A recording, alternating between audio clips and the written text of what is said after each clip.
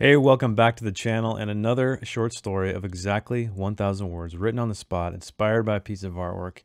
This one, I tried my very best to stay away from the horrific, even though the art itself looks very horrific. So hopefully at least I get a little bit of credit for that. But anyway, what did I listen to accompany the story, to be the soundtrack, if you will? Well, it was the Bone Tomahawk soundtrack by Jeff Harriet and S. Craig Zoller. So it's a very short soundtrack I came to find, the last track being a vocalized one, so I had to keep skipping it over and over and over again. And while this story did not appear to be a Western, there's just something Western feeling about it, so that is what I went with. And it was also very difficult to not narrate the story in a Southern accent. I had to cut out quite a bit, and I'm sure there is still some Southern twang still there, so bear with me, bear with me. But anyway, cue up the Western horror that isn't quite horror, and let's check out this week's artwork. This week's artwork is titled Cult Totem, and it's by a freelance concept artist and illustrator named Ivan Anokin from Yerevan, Armenia. This one was difficult to stay away from the horror. Clearly, I believe that was the intention of the artist, because let's take a closer look here. We have a road that is covered in puddles leading to what looks like a dilapidated town, maybe a collection of houses. I can't quite tell. But most interestingly, in the foreground is this strange totem. We have what looks like beams rising from the ground. I think there's a tire on the back of it, and then there are bones hanging from either side of it. But most interestingly is the ram's skull, which is affixed right on the front near the top. And there's also what looks like a bottle of something, a glass bottle down by the bottom. There's also very ominous clouds overhead. There's some what looks like birds flying by. But I just love the overall style of this piece, so I thought I would have to give it a try, even though there are no people present whatsoever. So Ivan, thank you so much for the inspiring artwork, and let's see what I came up with. If you would have told me the sounds of bones clacking somber and the breath of a gray winter morn would be the one thing to bring me peace, I would have said you were crazy, and that I was a man who didn't deserve peace. But there is no you, only me.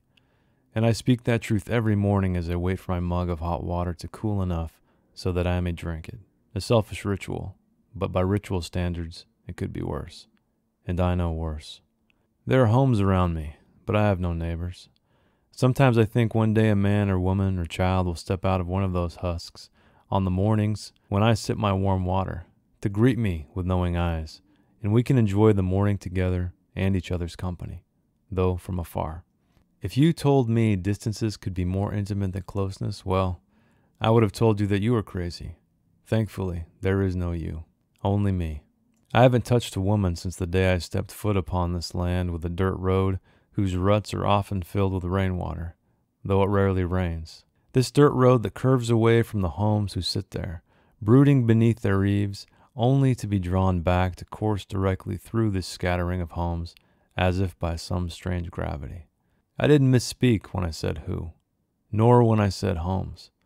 You'll recall I said no one lives in those houses, but they are homes nonetheless. Structures are unique that way, when built by human hands and thereby dwelt within by humans. I say humans, as if I'm not one. Most say people, but that doesn't sound right to me. Not that I'm an alien or anything. Now you got me laughing. Well, I suppose it's me who got me laughing.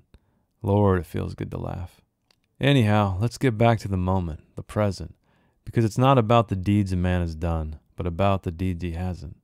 At least I think so. My water is cool enough to sip, so I go about my daily ritual, as you might call it, sitting on the rickety chair that was here before me, dead center on the porch to have the best view of the road that led me here, which I've already described, so I won't do it again. One thing I forgot, though, which brings us back to the beginning of our chat, or whatever it is you call this exchange, and that is the totem that rises off the side of the road that led me here. I can see it from my porch, the one upon which I sit dead center, about half finished with my water, which is gone lukewarm. If I had a son, I would have named him Luke. A good man according to the good book, and that's good enough for me. Anyhow, about this totem. I'll describe it to you how I see it with the clarity of my vision from this distance, as the blackbirds sweep across the sky, jostled from the sagging power lines that hold no power. It's not quite the height of a man like myself, and I am not a tall man. It is a single beam of wood rising from the ground to join 3 other shorter beams in the configuration of an arrow pointing skyward. That realization took me a long time to come to. The first thing I thought of was that it looked like one side of the support of a very small house, a shed perhaps, and that the other walls had fallen away. Stranger still, and perhaps horrific to some, is the ram's skull that sits atop it, its 2 horns hooking over the crossbeam to rest inside a rotting tire on the backside. And at the ends of this crossbeam, besides the skull, hang 3 bones, 2 on one side, 1 on the other. They clack in the wind, and there is always wind. I've thought about adding another bone to the lonely side, so that it may have a companion, but I haven't found any bones lying around, and I'm not a killing man. So, you ask, why does such a horrid thing bring me peace? The sight and sound of this thing. It's what sits at the bottom, perched above a gathering of flat stones about a hand off the ground. It's a bottle with a label peeled off, but some of the scars still remain no matter how much rain hits it. It's a bottle I left there when I first arrived. Put it there as a joke at first to free my hands to have a piss, because I had drank it empty. Facing the ram's dead eyes then, I saw the blackness inside me, and all the things I'd done to get here, out in the middle of nowhere with nobody. Some might say it appears to be a symbol of worship, erected by a cult in the backwoods of wherever it is I am. A warning, not a welcome, to others who dare tread further down that rutted road. Some might say a cult requires more than 1 member, but as I said, there is only me. I hope you understand now why it brings me peace, though there is no you, which means I am perhaps crazy, and perhaps I do not deserve peace, but peace I have found. Clouds draw in. Not much sun ever in these parts, and I'm fine with that, as are the birds, the trees, and the grass that grows strong and green except around that totem, which has a worshipper of 1. Mostly weeds and brambles, a human might see there at the bottom. And the bottle, of course, which stands tall. Even the storm can't refill that bottle. Welcome to the end, dear viewer. I am so glad you made it. This is where I talk about my final thoughts and more or less just deconstruct this story, tell you what I was thinking, my regrets, my successes even, if there are any to be had. So let us begin at the beginning. But before I begin, like I said, it was very difficult to stay away from horror.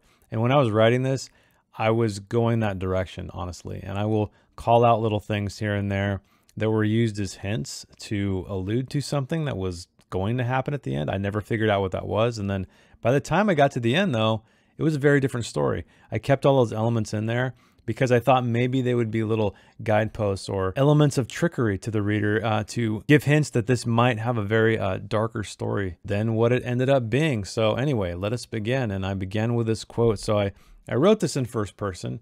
And if you are ever in a bind, if you are ever on a time crunch and need to get something written, a short story perhaps, I highly suggest first person because inevitably it feels as if you're telling a story to somebody more so than third person. And for some reason, the words just flow much easier. And what I started with was, if you would have told me the sounds of bones clacking somber and the breath of a gray winter morn would be the one thing to bring me peace, I would have said you were crazy and that I was a man who didn't deserve peace. I also mentioned that this was very difficult to not read in a Southern accent, and I'm sure you can see why that first line, that very long first line, definitely speaks to me in that voice. I hear that voice in my head when I'm reading it. But our narrator, he's talking to you, right? But there is no you. So it just begs the question of, really I used that to kind of, not only because I was trying to clear my throat and figure out what the hell the story was, but also to give a sense of not that he's crazy so much, but that he's alone. I think that's what I was trying to get at more. At least that's what I decided when I got to the end, because I was going to go back and edit out some of that stuff. But I said, you know what? Because the story was about a lonely man, I thought that was a good thing to keep. And it is repeated here and there. And he's got a weird ritual being a key word that I allude to a couple of times, because, again, those were the hints that I was trying to get at when I was going to decide something bad happened here, because clearly we have this strange cult totem as a story, as the artwork is titled, out in the front, right in the foreground. So I was going that way initially. It just changed course as I got to the end. So he's drinking this hot water, this warm water, and really what that turned into. I thought that was a really strange thing for someone to do. You know, normally people are drinking coffee, maybe even tea in the morning, but he's drinking warm water. So it's almost as if he was about to make coffee and then decided otherwise. But because you'll know that this story essentially is about an alcoholic. You know, it's all about alcoholism, and it's about a man who came to this town, and he's done very bad things, and he gave it up. He essentially offered his alcoholism or whatever it was, the last drop he had, or well, he actually drained the bottle anyway. Actually, that would have been better now that I'm thinking about it. Maybe there was alcohol still left in that thing. That would have been a better sentiment. Maybe on the edit, I will do something like that. But anyway, that's what this whole story is about. It's about a guy who is an alcoholic and came here and found the light, I guess, and chased it away. And that's what I love about writing, is that even though you don't know what it's going to be, you can just fine tune it just here and there, just enough to change the meaning of it, because all this mentioning of ritual and bad deeds, and I know what bad deeds are, et cetera, in here, that begins to make you think of, oh, this guy's a bad dude. He's been through some bad stuff. He probably killed some people here. Maybe he made that totem. Maybe he's a crazy cult leader. But it just turned out to be about alcoholism. And I thought that was a cool way that I didn't have to go back and change all that stuff because it still fit. And he starts to think about these people that might come out of these houses, because there are houses around him, but he has no neighbors, as he says. And, you know, he talks about them. Maybe we can enjoy the morning together. Though from afar. And here's another hint at his loneliness. If you told me distances could be more intimate than closeness, well, I would have told you that you were crazy. Thankfully, there is no you, only me. But that is what he believes. And that's the next mention I have of there is only him out there. And I was going to take this some other way. I was thinking about adding like a man, like as in a fight, but I left it as it was and just let it flow and be what it was going to be. And it turned out to be the road. So I haven't touched a woman since the day I stepped foot upon this land. And I think one reason I left it that way is because, is it of a sexual nature, an intimate nature, or is it of like a physical, like violent nature?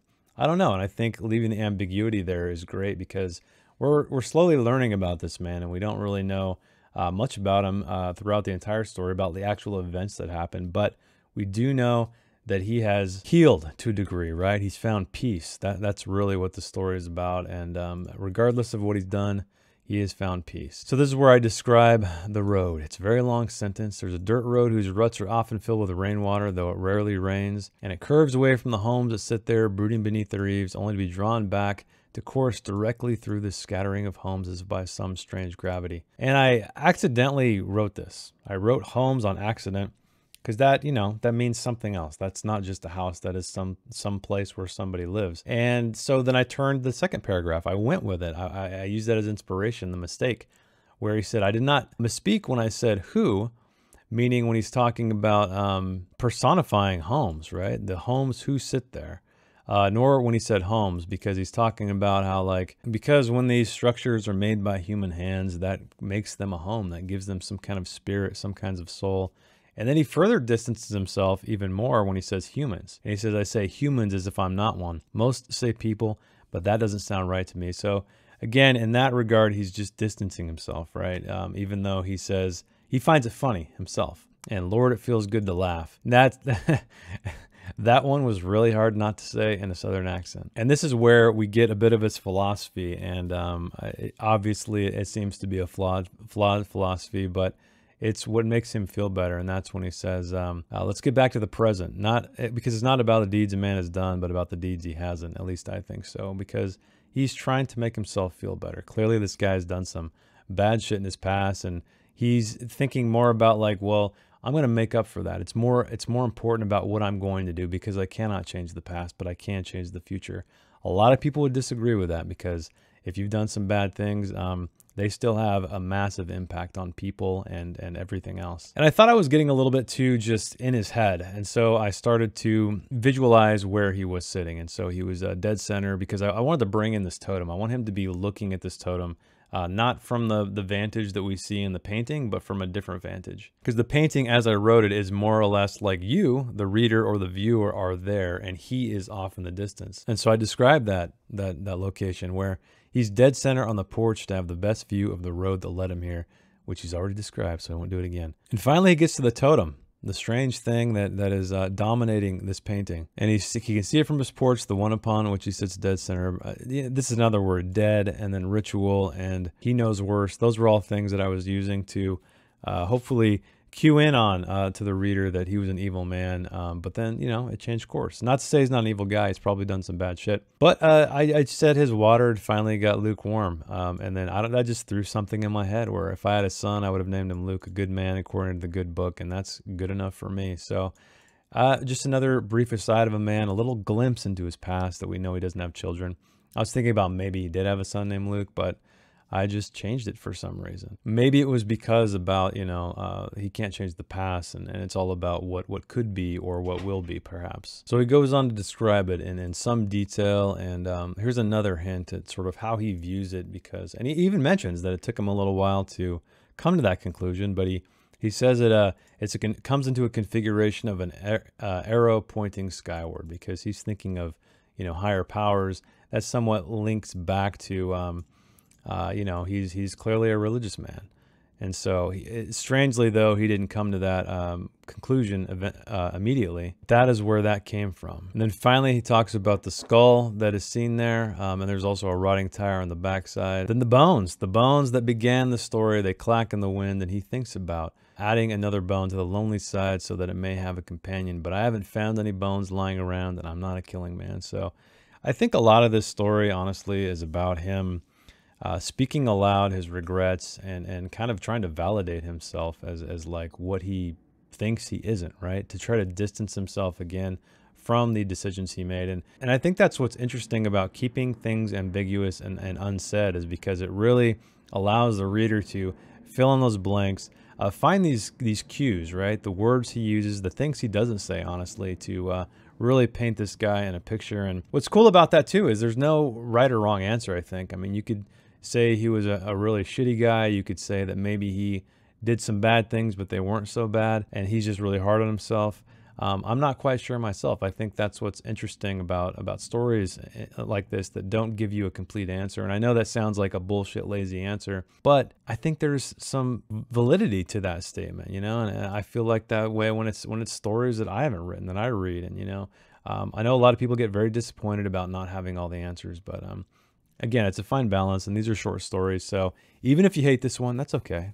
You know, they keep coming, right? They keep coming, and they're not all great. And finally, we get to the bottle. Yes, the bottle. It's a bottle I left when I first arrived. Put it there as a joke at first to free my hands to have a piss, because I drank it empty. Facing the Ram's dead eyes then, that's when he got the realization that he saw the blackness and all the things he'd done, and he was out there in the middle of nowhere with nobody. And this is when I bring the very title of this piece into it. Some say it appears to be a symbol of worship erected by a cult in the backwoods of wherever it is I am, a warning, not a welcome, to others who dare tread further down that rutted road. Some might say a cult requires more than one member. But as I said, there was only me. So that whole like random aside that I kept doing just to kind of, again, figure out the story as I was going, it paid off for me anyway. I think that, you know, because a cult needs more than one member. Clearly it looks like a cult is living in this area, but it's just him. It's just him. And finally here he admits that he may be crazy, and perhaps he does not deserve peace. But regardless of that fact, he has found peace. And finally, I'm trying to illustrate more or less what you're seeing now. So the clouds are drawing in. There's not much sun, but he's fine with that, as are the birds, the trees, and the grass. They grow strong and green, except around the totem, which has a worshiper of one.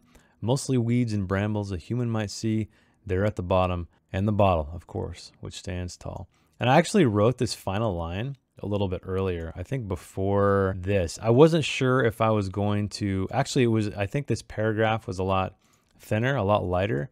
And then I wrote this as a beginning of something, and I didn't intend to be, it to be an ending, but I think it worked out. I think it worked out as a cool ending, because even the storms can't refill that bottle. And so that says a lot, I think, about his turmoil, what he's come to terms with. And this may be a bit of a punishment for him as well, right? He's out here all alone and has nothing to speak of or possessions other than, or rituals even, than his water that reminds him of perhaps the alcohol that dominated his life or that took over his life. And he won't even give himself coffee because, you know, again, that's another chemical regardless. And so he's trying to be as clean as he can. But that is it for the story. I hope you enjoyed it. I hope it was at least a little brighter than other ones I've written. I know a lot of my stories can be downers, and this isn't a happy story by any stretch. It's about a man who he has seemingly come to terms with what he's done and hopefully healing a little bit. He's found peace, and so I guess there is a happy ending there. And I thought it would be a fun challenge to try to take a picture that seemingly, or a piece of art that seemingly is going to lead me down a very dark road, right? A cult road where they're going to hang these skulls up on things and who knows what else. But I fought the urge. I fought it, and I'm really pleased with how the story came out. I think there's some things I could clean up, I could link together a little bit better, but overall I am happy with how it turned out. And it was kind of an interesting meditation of this poor lonely guy who ended up out in the middle of nowhere, who at least left his alcoholism behind. So thanks for hanging out with me, thanks for listening, thanks for watching, thanks for reading, however you are consuming this content. And as always, keep reading, keep writing, and I will see you next week. Thanks, bye. If you'd like to read the story in its non-video format, check the link in the description. I didn't edit anything else, promise. Thanks again.